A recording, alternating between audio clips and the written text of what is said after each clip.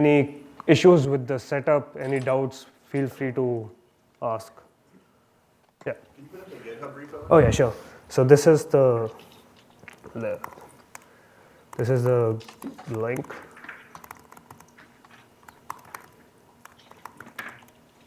link for the GitHub repo. And this is a tutorial, so feel free to ask questions or comments in the middle of the tutorial. So we're not going to have a Q&A at the end of it. It's you can ask questions in the middle.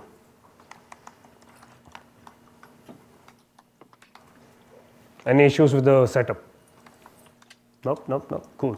So by raise of hands, how many of you are pretty comfortable with Python? Cool. How many of you are comfortable with Pandas? Like group by something that you have done before. Cool. That's nice. So let's start. Okay, before we start, what do you think? What kind of networks are we going to talk about today? Any ideas? Any guesses? Game of Thrones? Yeah, Game of Thrones, yeah. But so Game of Thrones. So the networks we're going to talk about today are not like computer networks, not exactly computer networks that you study in your CS curriculum. It's more the mathematical networks, which comes from graph theory. So let's start. So like this is a mathematical definition of a network or graph, that you have objects and you have relationships between those objects, and those are called edges. And this is how you define a network. Like this is a network. Like you have nodes and you have edges between them. And now these objects can be anything. These can be Game of Thrones characters, these can be US airports, these can be proteins and how different proteins interact. So you can model pretty much anything as a network. You can model these nodes as politicians, and you know how they interact with other politicians. So it's a cool area to work in.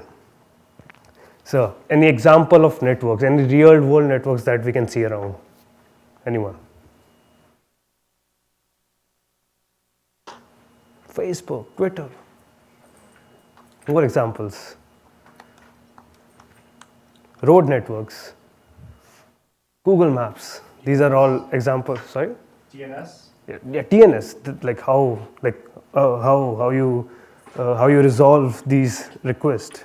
These are all networks. So to have fun with these networks, first we need to learn a bit about NetworkX, which is a library in Python which is used to model graphs and networks and analyze them and play around with. So, and the good thing about NetworkX is it has a very intuitive API. So like if you want to create a new network or a graph, you just plug in GNX graph and voila. And if you want to access nodes, G nodes, and similarly for edges, G edges.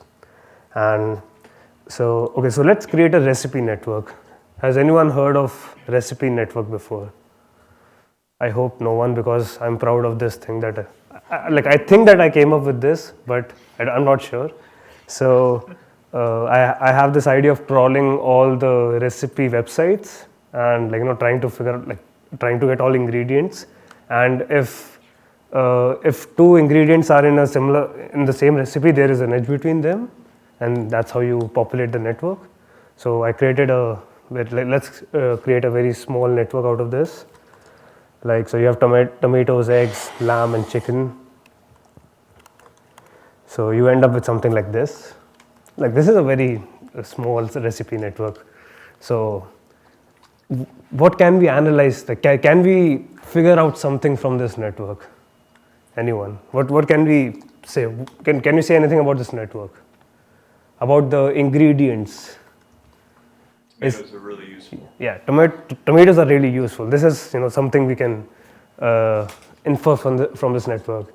And if we have the bigger network, which is crawled using all the websites, maybe we can find maybe we can find the the magic ingredient for maybe Indian food or like Ethiopian food or like different food networks, maybe. Haven't done that, so I'm not going to claim anything. So let's just skip this. One more important thing: how NetworkX deals with graph data structures. So G is our network object. It's represented as a graph object, and underneath it's just a dictionary of a dictionary of a dictionary. And what do I mean by that? So suppose I do this, G of tomato. It will give me a view of all the adjacent edges, like all the adjacent nodes which it is connected to. In our case, it's tomato is connected to eggs, lamb, and chicken. So we'll get all of them. And if we go one step further and if we do eggs, it will give us an empty dictionary, but we can have attributes on the edges too. Like we can give more properties to this edge in this case. And suppose if we are crawling the whole recipe network, maybe we can have the number of mentions as a weight on the edge, that tomatoes and eggs are used in 100 different recipes together. So that can give us more information about this network. So a quick introduction. That was a quick intro to NetworkX. And now we have only 90 minutes, so let's just jump into a real world network. So how many of you know about archive? The archive, this thing. So it's a repository for research papers. So this is an extract out of that for general relativity.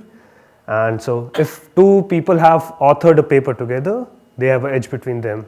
In this network, the node are researchers and edges are if they have authored a paper together.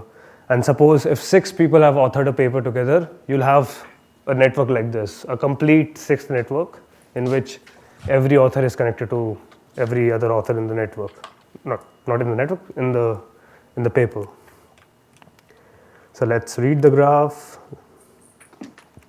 And we see that there are around 5,000 researchers and 14,000 nodes. And again, this is an example of, so this is anonymized data, so we don't actually know the names. It's like author number 3466 has worked with these people. So now an interesting thing that we can try to find out of this is, can we find influential researchers? Like who is the most important researcher in this field? There are standard academic measures like citations, H-index, I-10 index. People in academia would know what I'm talking about. Academia is weird, we get that. So can we find an influential researcher?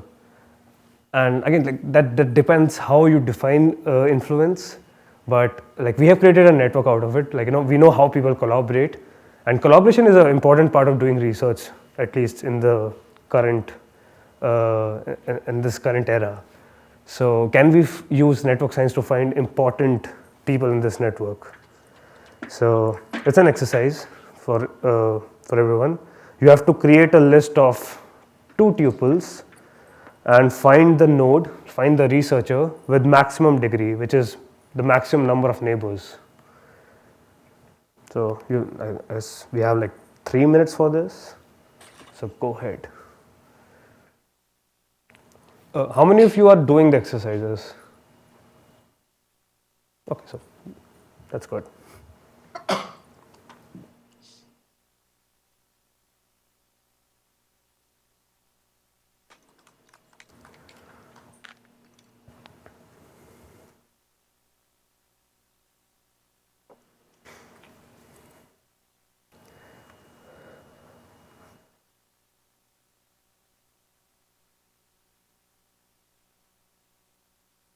If you have any questions, comments, feel free to ask that.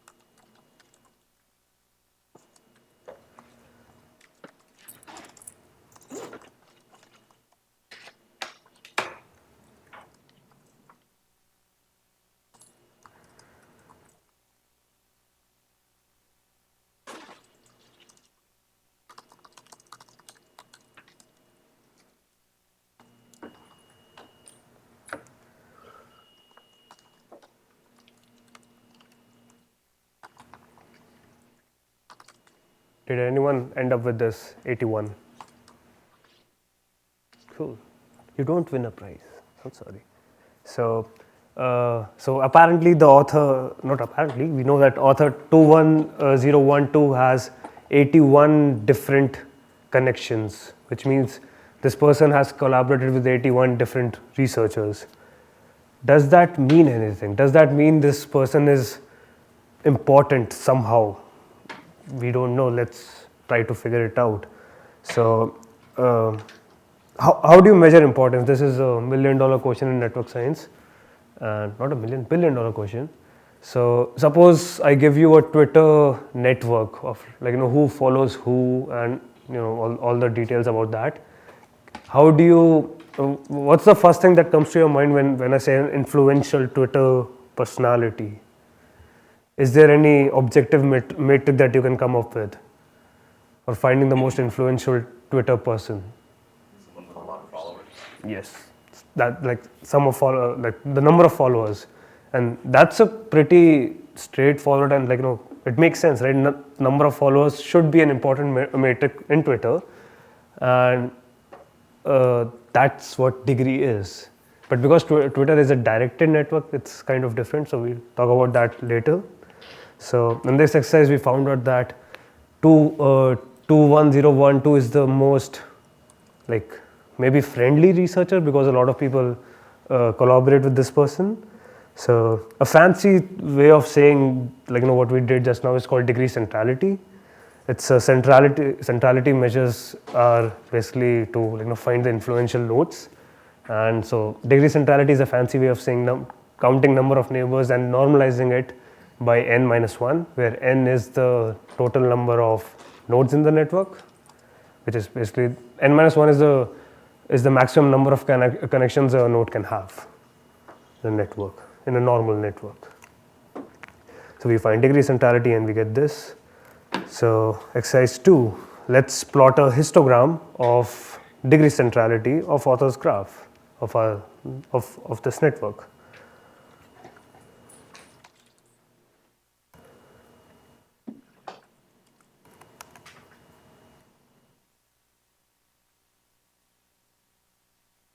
And people who are not familiar with Matplotlib, this is how you plot a histogram: plt.hist, and list of values where list is a list of values, a list of values.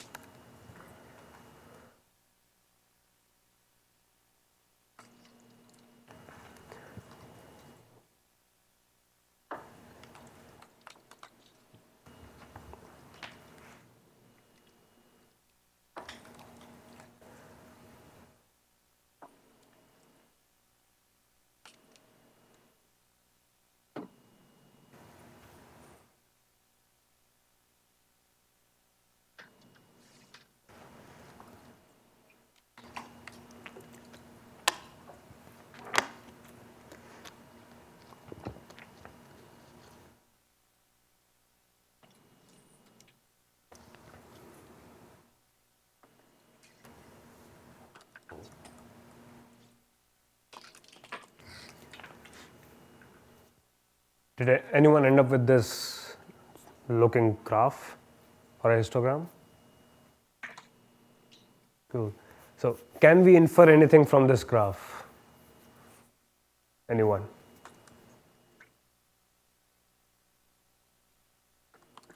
This is the plot of the number of neighbors that each node has. Majority of people have very few connections.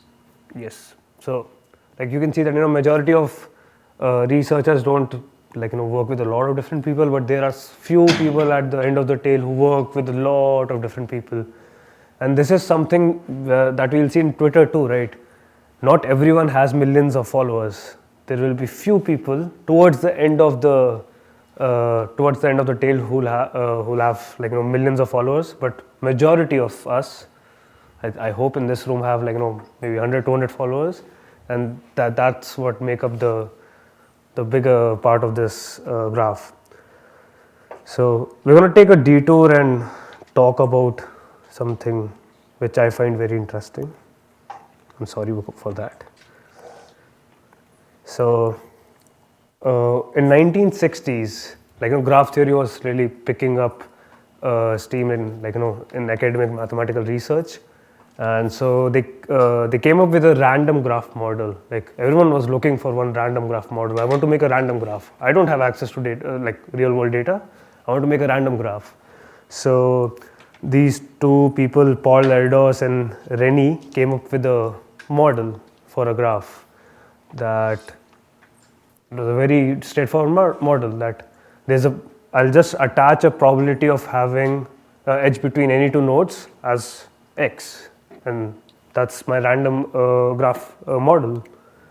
And they did that. And when you create a graph model like that, you'll end up with something like this for the degree distribution. Like in this case, I provided a probability of 0.3, and you see that it's a Bernoulli distributed graph which peaks at 0.3. It makes sense, but what we saw just right now was something which was very different. These are very different graphs, right? And the first one is supposedly a real world network, and this is a random network. So this was more research happened.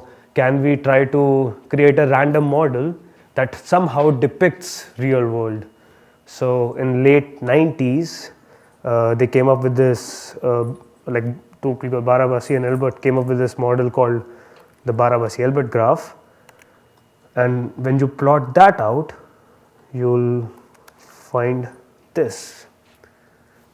These two are kind of similar. They're not exactly similar, but they follow the same trend. The trend of exponential decay, which is known as power law in in network science. So the hypothesis was that every real world network follows a power law like this. You cannot have randomly distributed edges because this is how real world networks work. I'm not going to go into the maths behind that, but this was their basic intuition. And there is a lot of debate right now if it's statistically right or wrong, but that's a different story.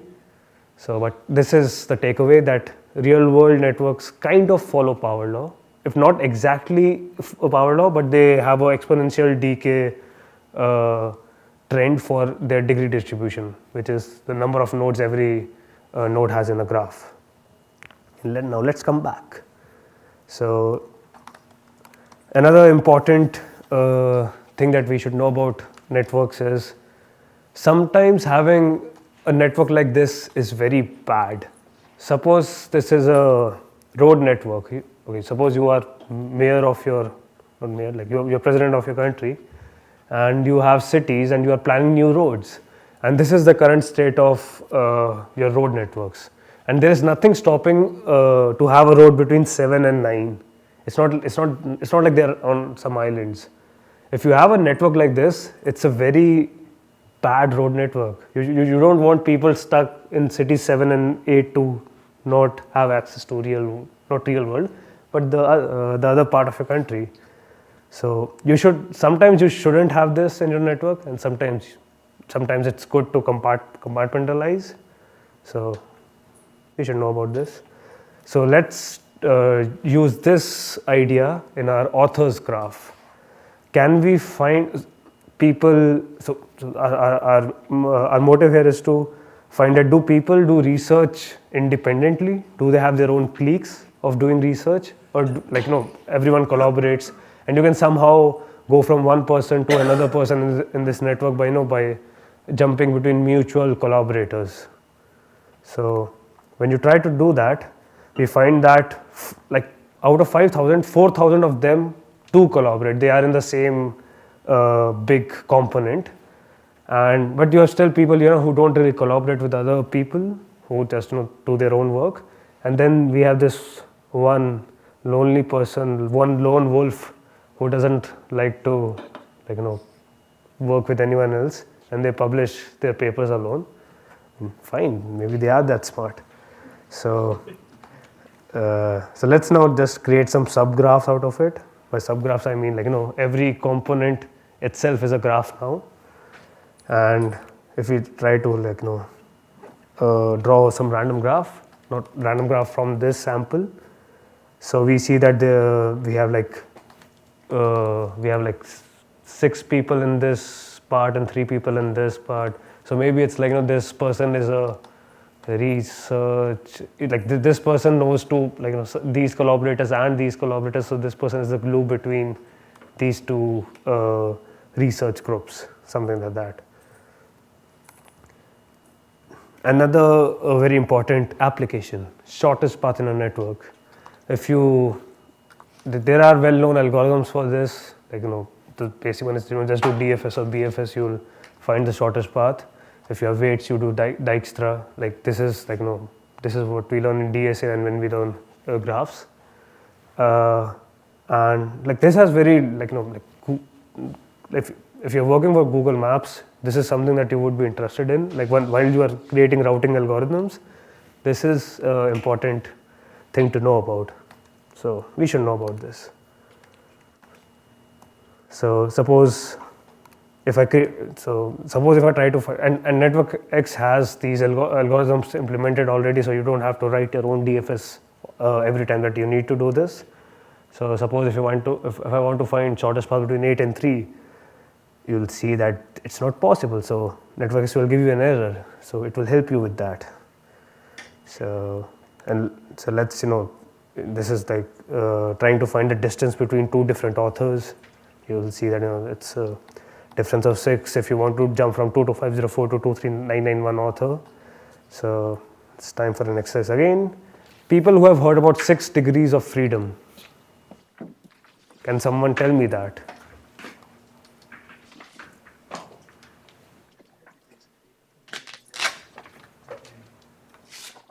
So this was this hypothesis that I as a person can jump, I can be related to any other person in this world, like by friendship, by relationships, by any connection, and I can reach anyone in this world in less than 6 on average, in less than 6 jumps, which means that I can go from me, Mridul, to Barack Obama in 6 jumps, from me to Donald Trump in 6 months.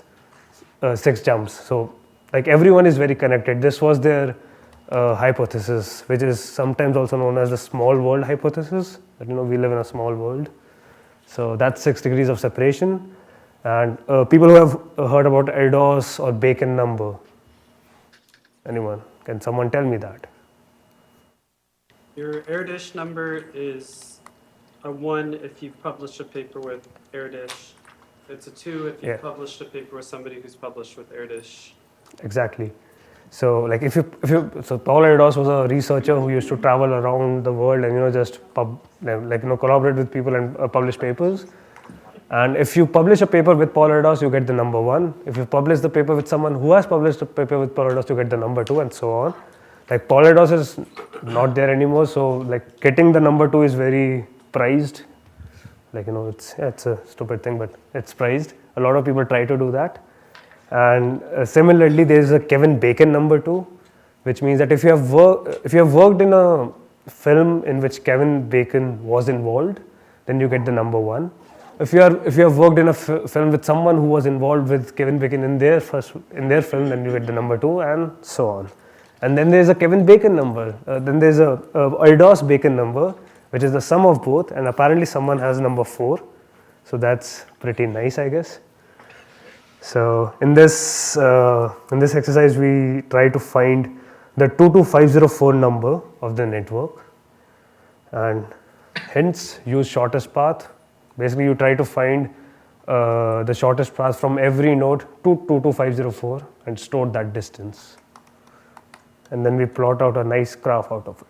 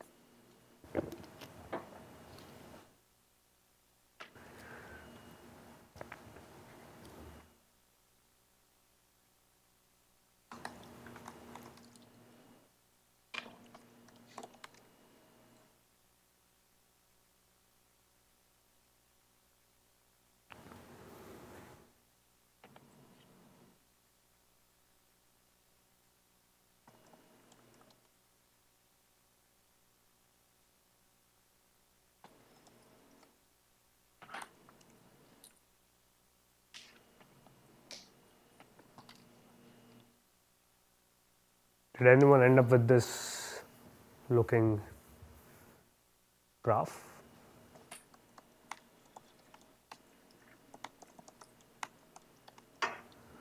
I'm going to use the word plot now because graph is confusing now. This is a graph, network is a graph. Did anyone end up with this plot?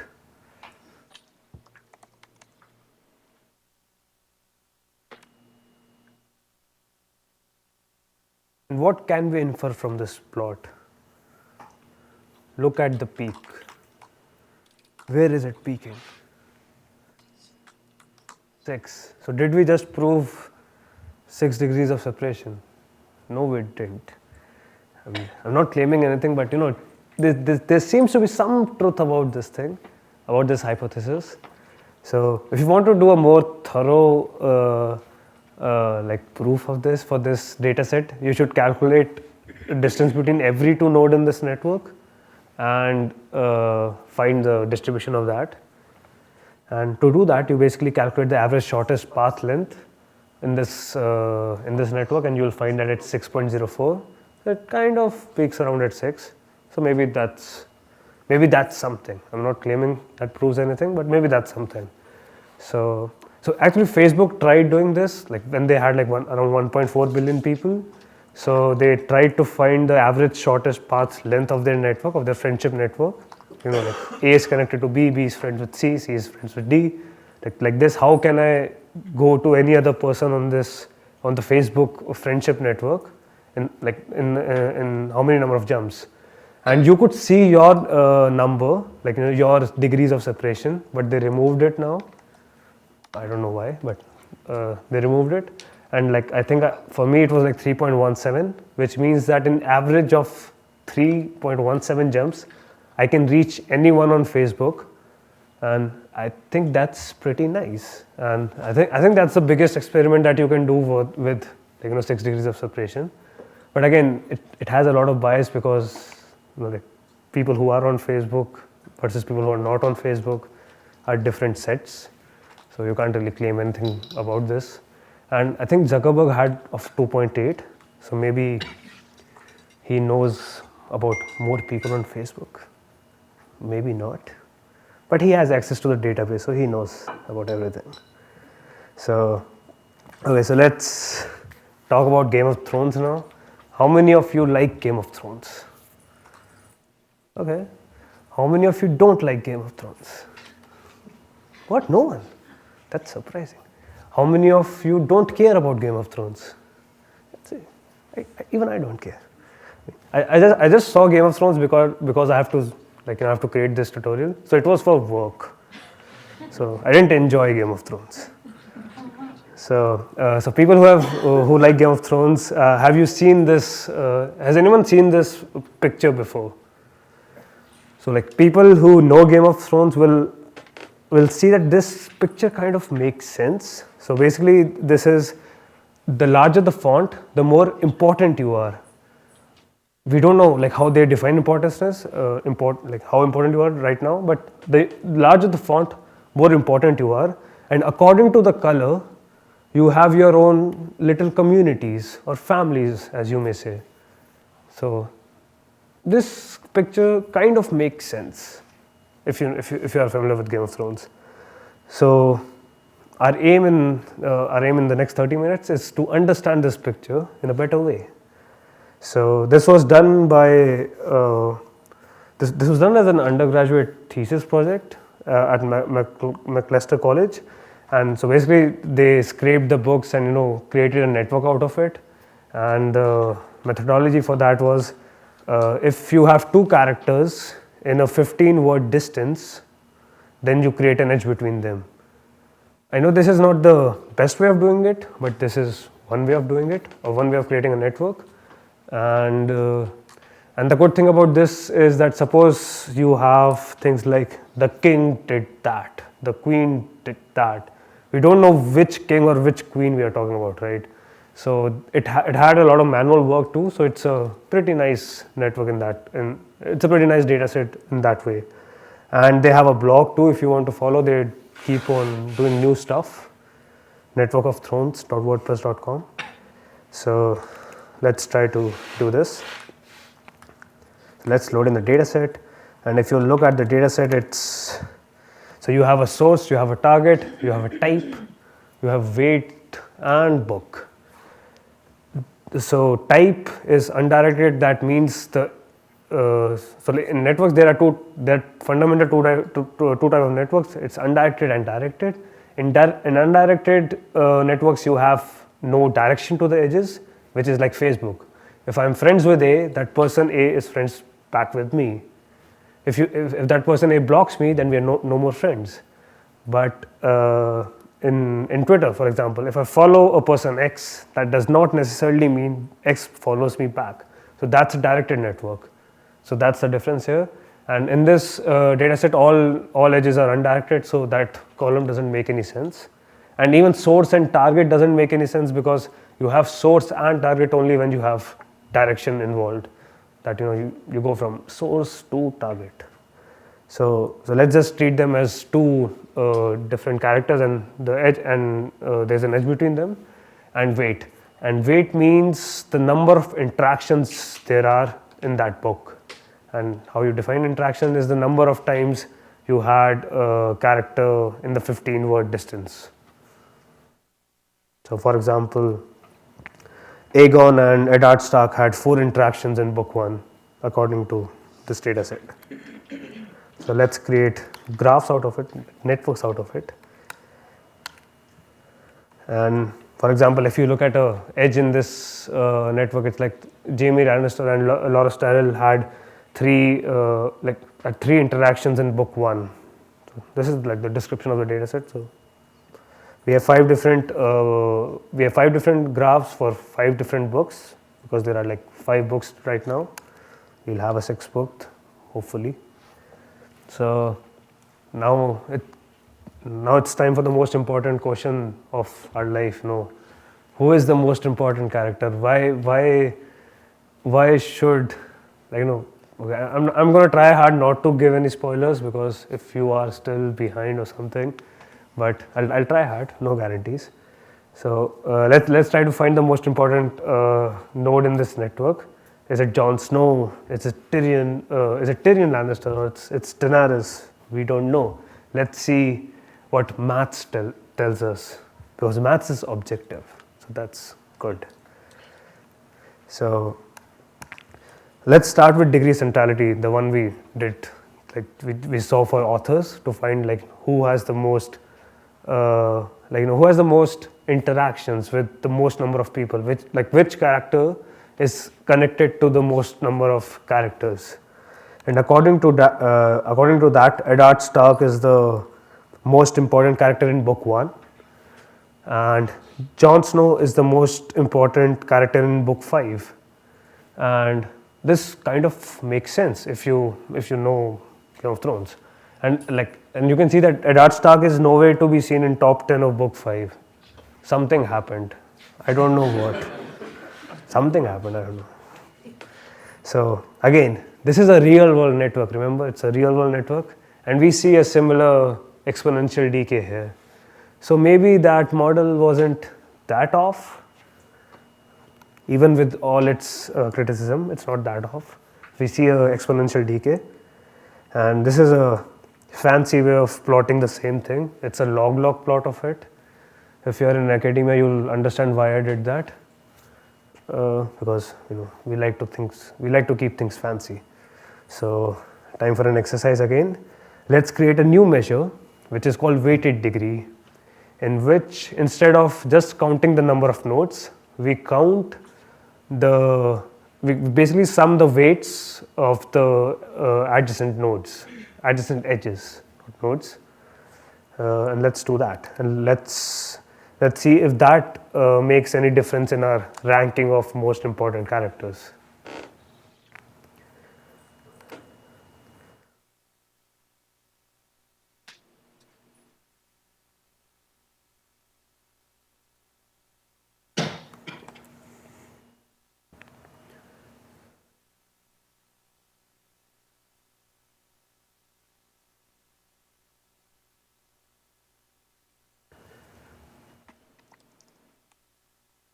Any questions, any comments, feel free to ask.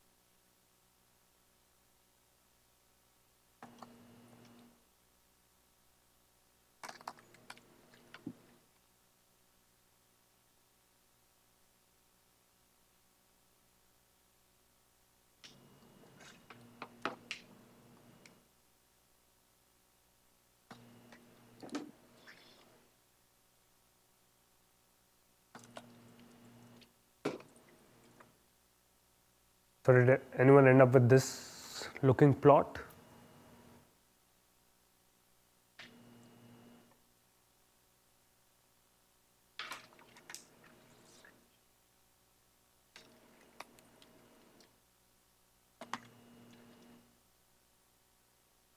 I have a question. Yep. Is this nested for loop like the preferred way to go get Oh, all no, the no, no. attributes of Okay, your- so again, the answers here are my answers. They're not the best answers necessarily. So I'm just wondering if NetworkX has methods for easily collecting attributes for for each node's alters. Right. that's one of the shortcomings of NetworkX. They don't, Well, because the way the data structure works is like it's you have to go inside the dictionary of dictionary layers to get the stuff out. And that's why like apparently we may sprint. I don't know if there are sprints here, but we may work on a new backend for NetworkX at PyData maybe.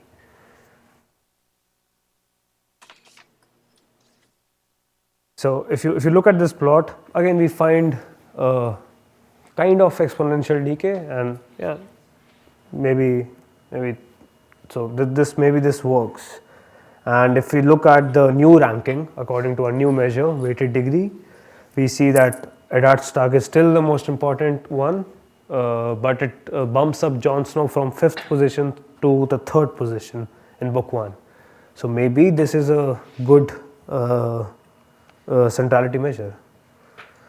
So let's do a new thing, new centrality measure, which is called betweenness centrality, and check if that makes any difference. So this is something called a barbell graph. As you can see, it's like a barbell. That's why it's called a barbell graph. No surprises there. And if I ask you which is the most important node in this network, what would you say?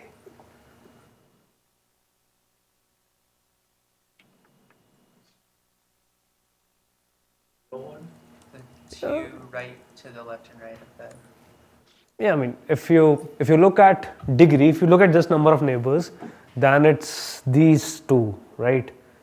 But if you look at, if you try to find a node which is somehow integral to the structure of the network, it's this node right here. Even though it has only 2 neighbors, it's kind of important to the overall structure, because if you remove this node, if you do something to this node, you are breaking apart the network. Sometimes it's a good thing, but sometimes it's a bad thing, and maybe we don't want to do that. So that's why there is no right measure of centrality. There is no like, this is the correct way of with finding importance of a node. You need to first you need to find why you want to do that, and then you use your different measures. So in betweenness centrality, we basically find the node. The basic intuition behind that is we find the node which is very important for the connectedness of the network. If I remove this node, I somehow increase the average shortest path of the network. So that's the intuition behind that, and the maths is it's pretty simple maths, that you calculate the shortest path between every pair of node, and then you try to find the node which has the most number of these paths going through. And in this case, the middle node will be that node, because every shortest path from this group of nodes to this group of nodes have to pass through this. So this is the most important node according to betweenness centrality. So let's see if we use betweenness centrality for Game of Thrones, does that make a difference? So we see that again, Eddard Stark is the most important person. So maybe Eddard Stark is important, and if we so you can do a weighted version of this and an unweighted version, and by weight I mean the number of interactions that we had, and we have encoded that information into the network. So let's use that. So if I do a weighted one, I get Robert Baratheon as the most important node, but like it's like it's a jump between 1 and 2, so it's not that. There's nothing super surprising here. So let's move to another centrality measure, which is called PageRank. Anyone who has heard of PageRank before? So this was a $25 billion algorithm, which is PageRank, which is behind the first version of Google search, and it's named after Larry Page. That's why PageRank and web page. So page. See, that's why Google worked. And so the basic intuition behind that is you start the basic algorithm is that suppose I am a random walker. By random walker I mean like suppose this is a network and I put you randomly on a node and I tell you have now you have to jump around the network, and so basically the end result is the node where you end up the most number of times is an important node in this network. This is the basic intuition behind this, and we're going to see this in a bit more detail later, because this makes a lot of sense for directed networks. It makes sense for undirected too, but for directed you have clear examples. So let's calculate PageRank, weighted and unweighted, and we have a dart stack for both of them. So we have like 4 to 5 different techniques which have radically different ways of calculating importance. All of us tell that a dart stack is important. So yes, I think we can successfully conclude that according to mathematics in the first book of Game of Thrones, a dart stack is important. So let's see if there's a correlation between these techniques, because this is interesting because like the way these are calculated are very different. Is there a correlation between them? It's an exercise, but we could run short of time, so let's not do that. We'll just see what's happening here. So if you try to find the correlation between them, you see there's a very high correlation between weighted degree and PageRank, and which is kind of surprising because these are very different measures and the way they are calculated are very different. So that's interesting. But again, like we cannot claim anything from these numbers. So keep that in mind. So let's see how characters evolved over the books. Like from book 1, book 2, book 3. Like things happen, storylines change. Can we find how fickle is life or your importance over this in this fantasy world?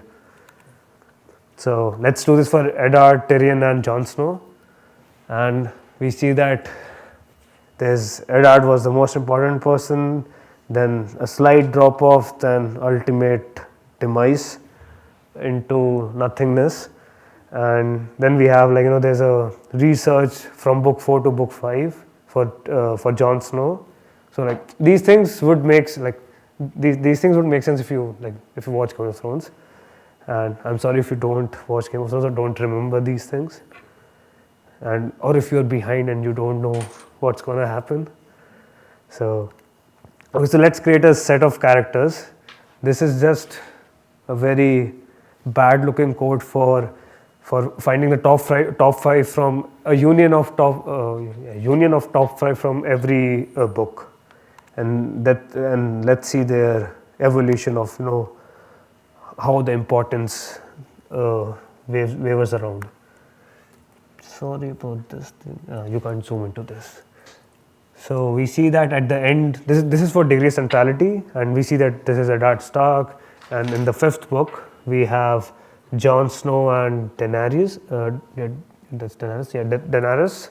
And yeah, this makes sense. If you want, this makes sense that these are the people who are supposed to be the most important one, at least from subjective viewing of the show, and maths also points us towards that. So maybe whatever we did in the last 40 minutes wasn't a waste of time. Maybe this is important. So now let's look for a different measure. Does that tell us a different story?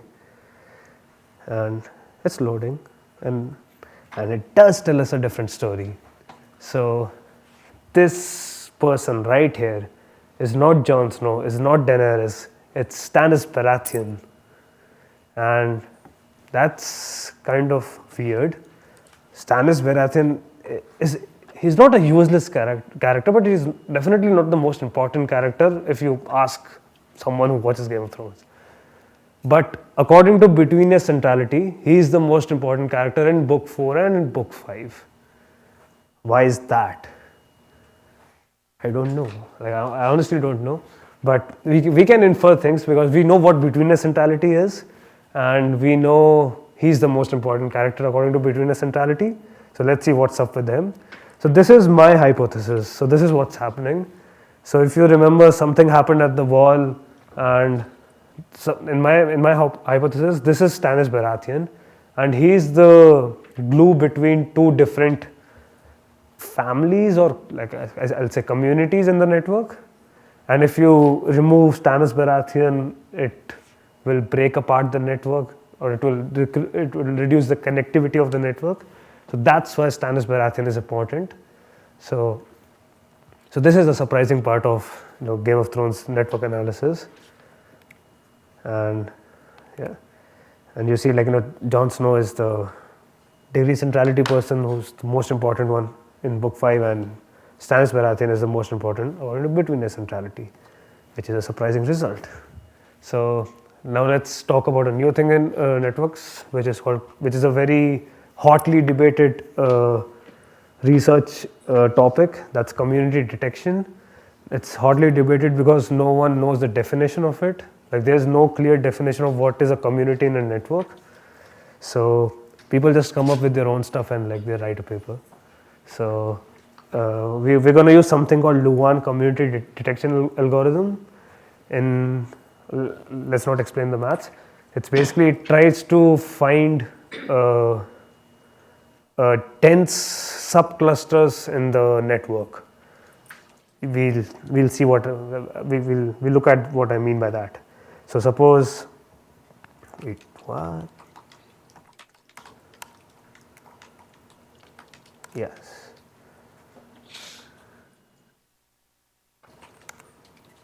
So this is a community in our bigger Game of Thrones network. This is a sub-community of that.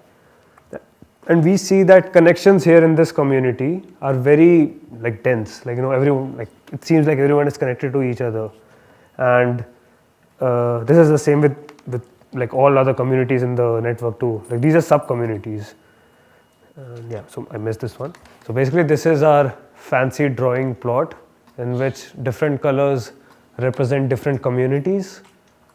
And this is what was the original picture, but like Python is not that good for drawing stuff. So there are better tools out there. That picture was from Gephi. If you are interested in drawing prettier networks, then you should use that. And this is the community structure of our data set. And if we go back to this, yeah. So if you see that in sub communities you have more denser connections. So let's actually check that. If I find the density of book 1, it's 0.39, and if I try to find the density of a subgraph, which is a community, that's 0.229. That's like 6-7x. So like density is something that could be used as a metric for finding communities. You find clusters which have a lot of n links. And the definition of density is pretty simple. It's like number of edges divided by total number of edges possible, like NC2. That's like n into n minus 1. That's the definition of density. And yeah, so it's like a 5.83 jump. So that's one way of defining. Okay, again, this is not the only way of defining a community. This is one way of defining a community. Another way is like, suppose it's something like random walking. If I suppose I drop you at one place, do you end up in similar nodes all the time? If that happens, then you are a community. If I drop you at another place and then you keep on circling around in some nodes a lot of times, then that is a community. So there are different ideas how to calculate communities. This is a famous one because it's very fast. Again, this algorithm is a heuristic. It's not a guaranteed optimal solution. And because if you define communities, define the community detection thing, in this way, it's an NP-hard problem, so you can't really solve that. It's a optimization problem then. So if we try to find the most important node in every community, we find that these are the most important. Like surprisingly, there are Sansa Stark and Catelyn Stark are in different communities in book 1. I don't know why, but surprisingly they are. And yeah, we already talked about power laws in the network, so let's not do that. So let's open the second notebook now. Leave, which is about US airports. So is there a aviation geek in our audience today? Okay, so I'm the only one. So so this is a data set from the transportation statistics, FAA, and in this data set you have all the domestic flights from 1990 to 2015. Like the keyword is domestic, from like a domestic airport in US to another domestic airport in the US. And so let's try to we're gonna do a similar thing. Let's try to find which are the most important airports. Any guesses before we start? Chicago. Any other guesses? JFK. Any other guesses? LAX. Any other guesses? Charlotte. Oh, obviously. Are you from Charlotte? Okay. So we have very different. But surprise, all of you are wrong. So this is the data set. You have like an origin, a destination, and like the airline name and number of passengers that traveled that route. And this is from this is a 1991. So you'll see a lot of now defunct airlines. So, and in this case, we'll create a multi-digraph. So in NetworkX, you have a graph, you have a digraph, which is a directed graph, and then you have multi-graph and multi-digraph, which is a multi-directed graph, which means that first of all, you're allowed to have directions. Like this is a directed graph because suppose should this network be a directed graph or an undirected graph? Correct. Yeah, because I already told that. Yeah, it's supposed to be a directed graph, and in an ideal case, it should be a direct. We should be able to model this as an undirected graph because if there is a flight from A to B, there should be a flight from B to A, but we see that it's not the case. There are some routes in this data set in which you go to point B and there is no way back. Like you can't just go anywhere from that airport. I don't know how that happens. Yeah, so in multi-directed graph, we have multiple edges between nodes. In our case, nodes are airports, and every edge is a year. Like for 1990, I have an edge. For 1991, we have an edge. For 1992, we have an edge, and so on. So let's see Cleveland to Chicago. I really need to change this text. It's because this is JFK to SFO. So let's do Cleveland to Chicago instead. If we do Cleveland to Chicago, so we see that in year 2014, 300,000 people flew Cleveland to Chicago on these airlines. Yeah, that's nice. Now let's see the evolution, how things changed in passenger traffic. So this is from JFK to SFO, and you see that this is a general trend in the whole data set. You will see seasonality and a dip at 2001 after 9/11, which was, I think, which was exaggerated by the tech bubble, and that's why you see a bigger dip. And then you see a dip here during the recession, but you don't see a very big dip here. But in some routes, if you go looking, you'll find bigger dips during the recession. So this is our passenger graph for JFK SFO in 2014, I think. Yeah. So time for an exercise. So the exercise is to find the most the most number of passengers that flew in 1990. No, yeah, you have to find the busiest flights, the busiest flight paths in 1990 and 2015. And we have time, so we can do the exercises.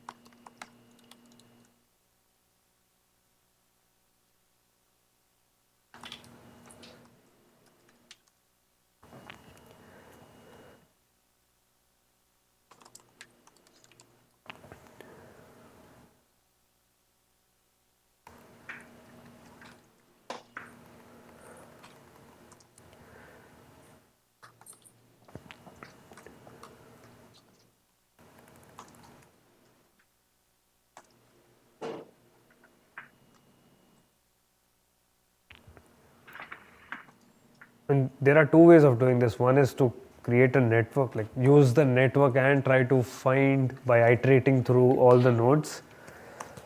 That will take a lot of time because, well, it's Python, it's slow. And the faster way is just using some fancy pandas. And like if you are comfortable with pandas, you'll end up with something like this. And if we see that in the year 1990, it's from Los Angeles to Honolulu is the busiest route, and 2015 it's LAX to SFO. So yeah. So and let's see how it changed over the years. So this is what happened to Hawaii. Like I tried doing this with different airports in Hawaii. I thought maybe there's this new airport which has more traffic, so people are flying to that airport. But apparently that's not the case. The traffic to Hawaiian airports has been in a downward trend. Apparently Hawaii is not cool anymore, and people don't want to go there. So I don't know how to fix that. But this is the passenger traffic from LAX to Hawaii from 1990 to 2015. And this is for LAX to SFO, I think, yeah, SFO.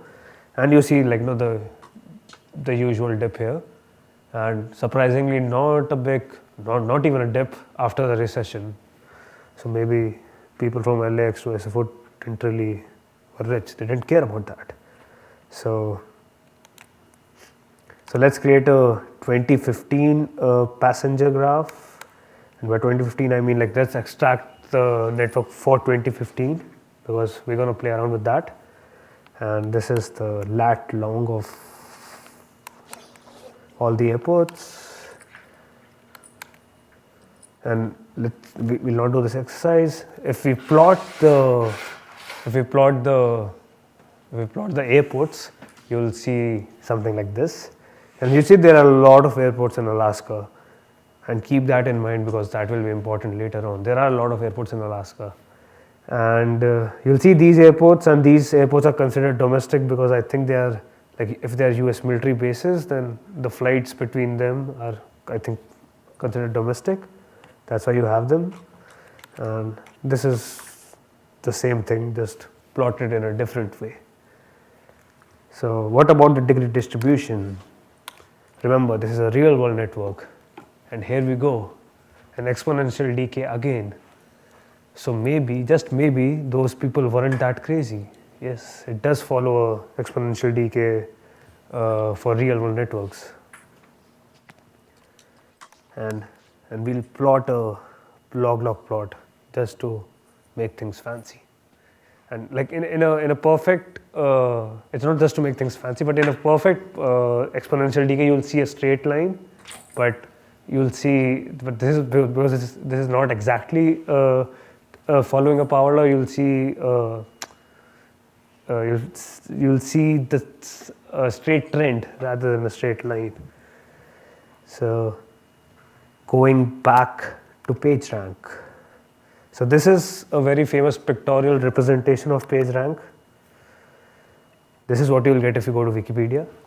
So so in this, how this works, and this is a directed network, and this is the percentage sign is the importance of the node in the network, which means that like the surprising thing is if you look at node C, there is only one incoming connection, and if we go back to degree centrality, which relies just on number of connections, that doesn't make sense. C shouldn't be that important. It has only one connection.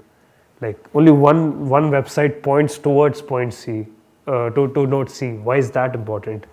The reason for that is because it is pointed towards pi B, which is in itself important, and a lot of not so important websites point towards B, which inflates B, and it traverses through B to C the importance. So this is the idea behind PageRank. A pretty pictorial idea behind PageRank, and we're going to use that in US airports and try to find the most important airport using maybe PageRank. Just to get a better example, In this, we create a directed network in which every node is pointing towards node 2. If we try to find the page rank, no surprises, we find 2 as the most important node because everyone is pointing towards point 2, so they are like pumping up the importance of node 2. So any guesses what would happen by adding a edge between 5 and 6? This is 5 and this is 6. We added an edge like this. Will this change the importance of 2 or somehow change our results significantly? Any ideas?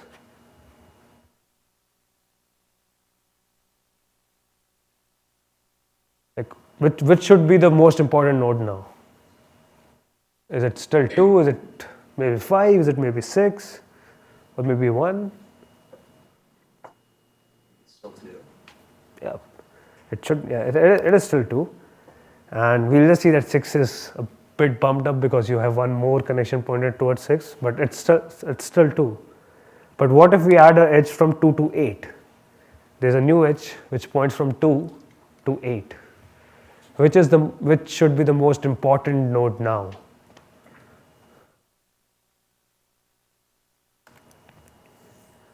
So I heard a 2 and a 8, and it just happened that 8 is the most important node, but it's not a like you can't just look at the picture and actually answer the question and know which is the most important node. But we know that 2 and 8 both are important, and you see that in result. It's like 0.324 and 0.329, so it doesn't really make a difference. But because 8 is pointed towards by 8, 8 is important. So let's move back to airports and use our newly gained $25 billion algorithm knowledge, and we find A and C, HPN, as the most important airports. Anyone who knows A and C, what's A and C? Anchorage. Is that surprising for you? Yep. And it's surprising for a lot of people. I mean, and for obvious reasons. So, and even HPN is I don't remember the name, but even HPN is an airport in Alaska, and according to our analysis, our mathematical analysis, our sound mathematical analysis, it's Anchorage. So, what happened? Sorry? Yeah, I mean, this is what I tell myself. What happened is that because there are a lot of flights from a lot of important airports in the mainland US to Anchorage, it bumps up the importance of Anchorage. And because Anchorage, we'll see in betweener centrality too. In betweener centrality, it's again Anchorage.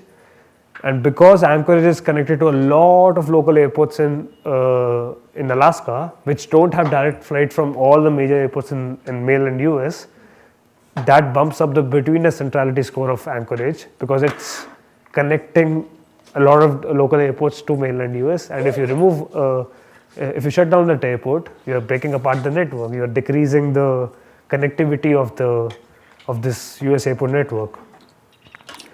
But when you calculate degree centrality, you get the usual people that you expect. You have Atlanta, you have Chicago, you have Denver. You have LAX too. And there's a nice blog post about this if you want to read more about this, because there are people who argue about the reasons of why this is happening. So this is a nice blog post if you want to read, and it has a nice comment section too, which has more debate about this. The link is in the Jupyter notebook.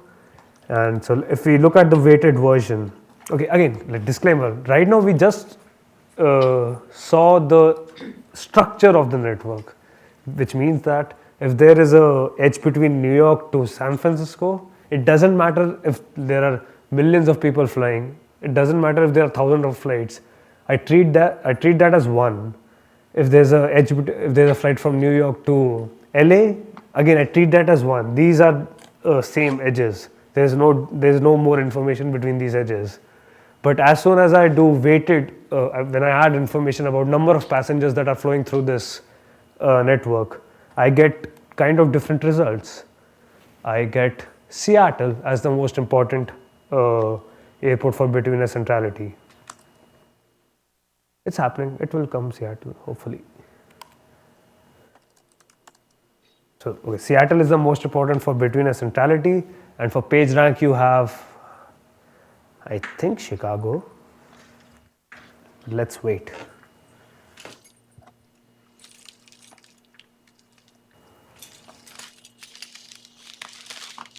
Yeah. So we have Seattle as the most important airport now, but like ANC is still at number 2. But at least by adding more information to the network, by like the number of passengers that are flowing around, we kind of got a more sane result. That when you say Seattle is an important airport, people say fine, okay, maybe. But when you say Anchorage, like Anchorage is the more surprising one. And in PageRank we have, like when we do the weighted one with the number of passengers flowing, we have a better list now. We have Atlanta, Chicago, we have Seattle, and we have Anchorage, which is bumped down to 4th position now.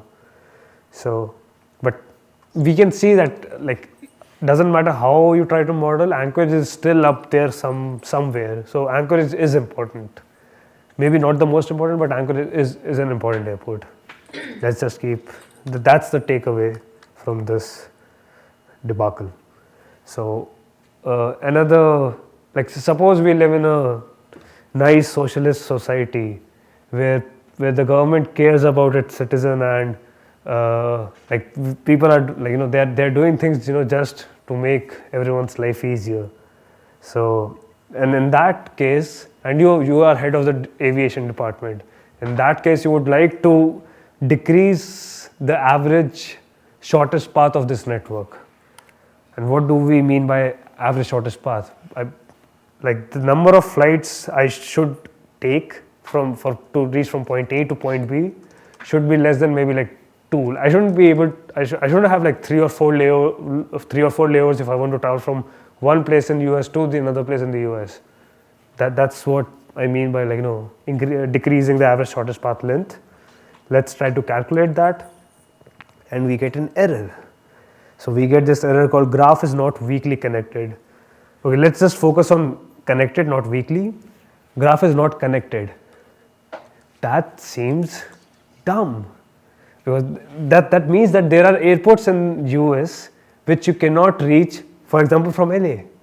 Like I'm not saying a direct flight. Like there's no way of reaching that airport.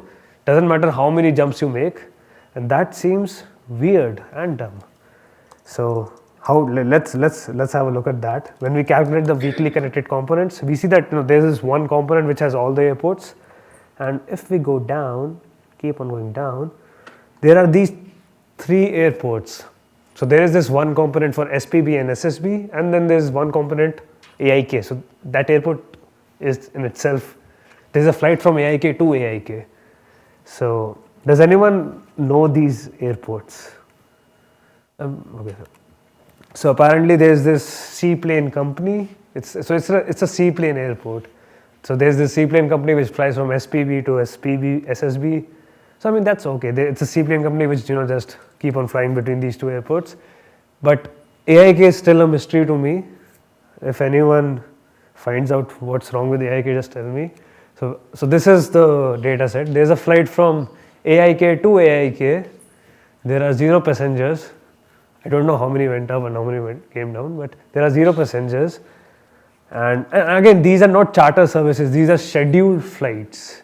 So you can't, like, this is not a fun ride, or no one like, oh, let's just go for a spin. It's not like, like someone flew from LAX and like, I'll come back to LAX.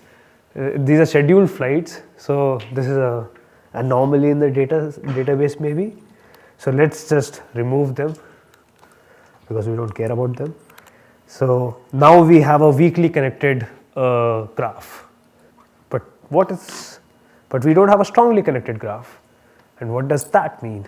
Let's have a look at that. So suppose this is our directed network, like strongly and weakly only makes sense in directed graphs. They have no use in undirected graphs. So this is a directed graph, and if I throw myself on any node, I can go to any other node in this network, right? Doesn't matter if I throw myself here, I can still reach this node by going through this node. So you can traverse the whole network if you are anywhere. So that's what a strongly connected graph is. I can reach every other node in a directed graph. Doesn't matter where I start from.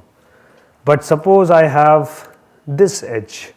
If I throw you down here, there is no coming back. Whoopsie. So this is not a strongly connected graph. So you do realize what happens now. This airport network is not strongly connected, even after removing those anomalies. So apparently there are airports like this to which you can fly to, but you cannot come back. But again, like these are scheduled, like these are mostly like freight services in which they have, like this is my initial investigation was that these are freight services which will fly to these places, but I think they don't have a scheduled going back. Like planes just don't stay there; they fly to someplace else. But those are not scheduled flights. That's why they are not in the database. So let's change the strongly connected thing. So these are this is a long list of airports which are where you can go to, or you can go from, but you cannot go back. So let's just remove them. For example, this is there's a FedEx flight from ONT to TSP.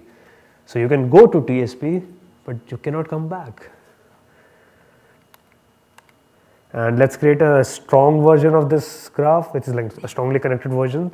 And we find that the average shortest path length in this network that we created, saner network we created, is I think 3.054, yeah, 3.17, and that means that there are like on average, if I want to go from LAX to any other small airport, maybe this is the average number of flights. Like I have 2 layovers because there are 3 flights, so I have 2 layovers, and that's not bad. I mean, 2 layovers are okay because US is a big country. But so if you solve this game, I think then you should probably give your solution to like airlines and other people. But so the game is you can add 500 new flights to this network, but you have to decrease that average shortest path length. And so my approach is a pretty naive approach. So basically what I do is I find degree centrality of the network, and then I sort it by decreasing degree centrality, and I try to connect airports with the highest degree centrality which are not connected yet, and I just go and I add 500 new connections, and when I do that I get a decrease in, I think,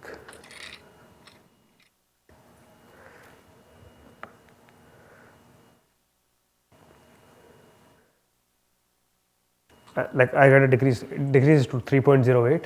This is not that good of a decrease because I added like 500 new flights, and assuming I don't care about financial viability, I just want to do it for the common good. I want to decrease this number, and well, yeah, this is a game. If we are feel free to do this exercise if you want to.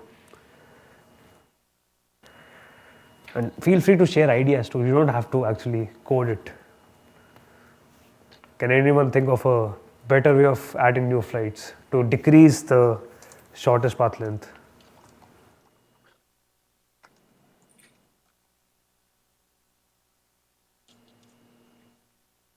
It's an average, so it'll be skewed by the outlier. You want to connect the furthest away. Yes, someone did suggest a very similar idea last time I gave this tutorial, and it actually worked because when they did that, the number fell to I think 2.94. So that's a good way of connecting new airports. But again, that's probably because it's not financially viable. But assuming we live in an ideal world, Weighted by like passengers, it wouldn't probably be. yeah.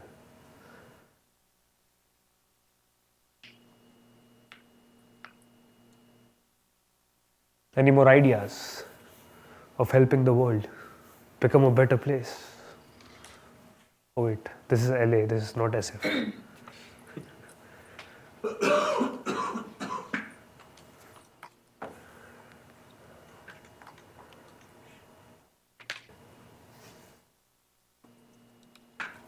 Anyone? Or should we move ahead? Yeah. Maybe if you recalculate your centrality every time you add an edge from the most central, so that each new time you're finding the two non-connectedly central things, you just throw that connection in. Yeah, that would totally work. So like he suggested that every time I add an edge, I recalculate my centrality so that I have a better picture rather than using the one that I already had. That should probably be better than this. Okay, let's go ahead, and so let's try to focus on one airline, United, because I have a very complicated love-hate relationship with them. And so let's play around with the network. So okay, so let's extract a United graph, which is basically flights for United, and let's see what happens with that.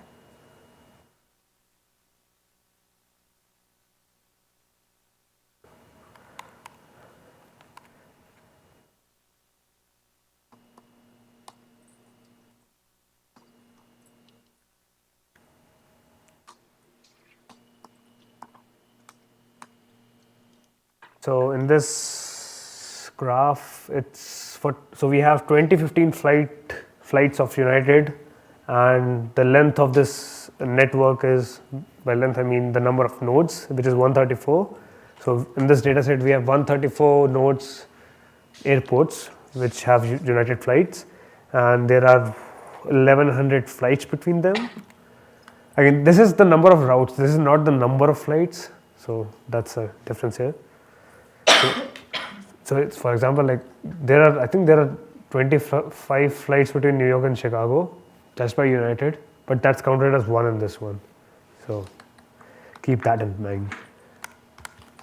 So when we calculate page rank for this network, we find it's Chicago, it's Denmark, it's LA, SFO, Washington, and Newark, Atlanta. And when you open the Wikipedia page of United, you will find these are the hubs, the so-called hubs of United. So this data set and this analysis is it works because these are the actual hubs of United. So we know that page rank works to give us what's important for United, and degree centrality also gives out like similar airports. So exercise. We are in New York. No, we are not in New York. But I gave this tutorial like 2 days back at PyData New York, so I didn't change that. Sorry about that. So let's try to find like how things changed for United from the three airports of New York. That's JFK, Newark, and LaGuardia. So if you look at this, the number of passengers that are flowing out of this airport, you see a very sudden spike from this to this in 2011 or 12. I guess that's because Continental and United merged, and Continental and Newark was the hub for Continental, so you see the sudden spike, and you have you don't have the spike in JFK because it wasn't really a hub for any of them, so they just have their similar traffic, and you have a spike in LaGuardia because I think United had a hub there, so and Continental flights joined that count. So yep, that's it. So should you go back and add Continental to your United data set since Continental is not part of United? Yeah, we could. Yeah, we probably should. Like, we should add flights from or maybe we shouldn't. No, yeah, but we have to do one thing. Maybe we should add flights from Continental till 2012 before the merger, because before that they are different. Yeah. Right. So, any more questions, comments? That's it. Thank you.